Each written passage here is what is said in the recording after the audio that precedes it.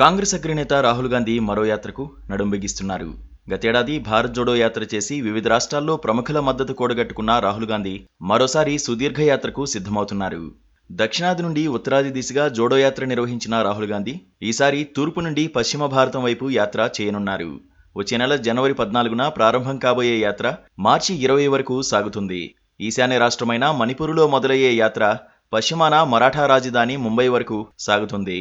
దీనికి న్యాయ్ యాత్ర అని పేరు పెట్టినట్లు కాంగ్రెస్ నాయకులు ప్రకటించారు. 2024లో ఎట్టి పరిస్థితుల్లోనూ ఎన్నికల్లో గెలిచి కేంద్రంలో అధికారంలోకి రావాలని పట్టుదలగా ఉన్నారు రాహుల్ గాంధీ. కాంగ్రెస్ సారథ్యంలో ఇండియా కూటమి అధికారంలోకి వస్తుందని ఆయన నమ్ముతున్నారు. ఎన్నికల నాటికి వివిధ రాష్ట్రాల్లో ఇండియా కూటమికి మద్దతు కూడగట్టేందుకు మరో యాత్ర చేయాలని ఆయన నిర్ణయించారు. గతేడాది సెప్టెంబర్లో రాహుల్ గాంధీ కన్యాకుమారి నుండి కశ్మీర్ వరకు భారత్ జోడో యాత్ర నిర్వహించిన సంగతి తెలిసిందే. దేశ ప్రజల మధ్య ఐక్యత సాధించేందుకే యాత్ర చేస్తున్నట్లు అప్పట్లో ప్రకటించారు. ఆ యాత్రలో రాహుల్ గాంధీకి ప్రజలు బ్రహ్మరథం పట్టారు. భారత్ జోడో యాత్ర సూపర్ హిట్ అయిందని రాజకీయ పండితులు అభినందించారు. అయితే ఆ యాత్ర చివరిలో జరిగిన ఎన్నికల్లో కాంగ్రెస్ పార్టీ ఘోర పరాజయాలు మూటకట్టుకోవాల్సి వచ్చింది. ప్రత్యేకించి గుజరాత్లో కాంగ్రెస్ అడ్రస్ గల్లంతైంది. ఆ తర్వాత నెమ్మదిగా దేశంలో ఎన్డీఏకి దీటుగా ఇండియా కూటమి ఏర్పాటులో కీలక పాత్ర పోషించిన రాహుల్ గాంధీ జోడో యాత్ర తరహాలో మరో యాత్రతో జనంలోకి వెళ్లాలని నిశ్చయించుకున్నారు.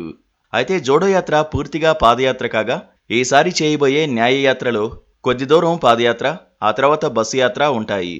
మొత్తం మీద 6200 కిలోమీటర్ల దూరం పాటు న్యాయయాత్ర సాగుతుంది.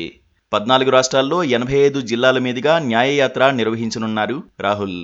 మణిపూర్లో ఆరంభమయ్యే న్యాయయాత్ర నాగాలాండ్, మేఘాలయ, పశ్చిమ బెంగాల్, బీహార్, జార్ఖండ్, ఒడిషా, ఛత్తీస్గఢ్, ఉత్తరప్రదేశ్, మధ్యప్రదేశ్, రాజస్థాన్, గుజరాత్ మీదుగా మహారాష్ట్ర చేరుకుంటుంది. యాత్రల ద్వారా ప్రజల ఆకాంక్షలను తెలుసుకునే వీలు ఉంటుంది. వాటికి అనుగుణంగా మేనిఫెస్టో రూపొందించుకునే వెసులుబాటు కూడా ఉంటుంది. ప్రజలకు ఏం కావాలో తెలుసుకుని వాటికి భరోసా ఇవ్వడం ద్వారా దూరమైన వర్గాలను తిరిగి కాంగ్రెస్ వైపు తిప్పుకోవచ్చని రాహుల్ గాంధీ భావిస్తున్నారు. వచ్చే సార్వత్రిక ఎన్నికల్లో ఈ రాష్ట్రాల్లో తిరిగి బలం పుంజుకోవాలి అన్నది కాంగ్రెస్ ఆలోచనగా చెబుతున్నారు. 2014 ఎన్నికల్లో అధికారాన్ని కోల్పోయిన కాంగ్రెస్ పార్టీ 5 ఏళ్ల తర్వాత 2019లో జరిగిన ఎన్నికల్లోనూ ప్రతిపక్షానికే పరిమితమైంది. వచ్చే ఎన్నికల్లోనూ ఓటమి చెందితే నరేంద్ర మోదీకి అది హ్యాట్రిక్ విజయం అవుతుంది. అదే జరిగితే కాంగ్రెస్ పార్టీ మనుగడే ప్రశ్నార్థకం అవుతుంది. అందుకే కాంగ్రెస్ నాయకత్వం 2024 ఎన్నికలను అత్యంత ప్రతిష్టాత్మకంగా తీసుకుంటోంది. ఇప్పటికే విపక్షాలను ఒక్కతాటిపైకి తెచ్చి ఇండియా కూటమిని ఏర్పాటు చేసింది. అయితే కూటమిలో కొన్ని పక్షాలు కాంగ్రెస్ ఏకపక్ష వైఖరి పట్ల చికాగ్గా ఉన్నప్పటికీ అన్నీ సర్దుకుంటాయని కాంగ్రెస్ నాయకత్వం ధీమాగా ఉంది. న్యాయయాత్ర షెడ్యూల్ను ప్రకటించడమే ఆలస్యం, బీజేపీ నేతలు కౌంటర్లు వేసేశారు. యాత్రలతో న్యాయాలు జరగవని సెటైర్లు సంధించారు కమలనాథులు. కాంగ్రెస్ పార్టీ ఎన్ని పిల్లి మొగ్గలు వేసినా, రాహుల్ గాంధీ ఎంత దూరం నడిచినా వచ్చే ఎన్నికల్లో బీజేపీ విజయాన్ని నిలువరించడం సాధ్యం కాదని బీజేపీ నేతలు అంటున్నారు. అయితే కాంగ్రెస్ నేతలు మాత్రం తమ వ్యూహాలు తమకు ఉన్నాయని అంటున్నారు. న్యాయయాత్రలో రాహుల్ గాంధీ కేంద్రంలోని మోదీ ప్రభుత్వం అనుసరిస్తోన్న నిరంకుశ విధానాలను ఎండగట్టి ప్రజల మద్దతు కూడగడతారని కాంగ్రెస్ నేతలు అంటున్నారు.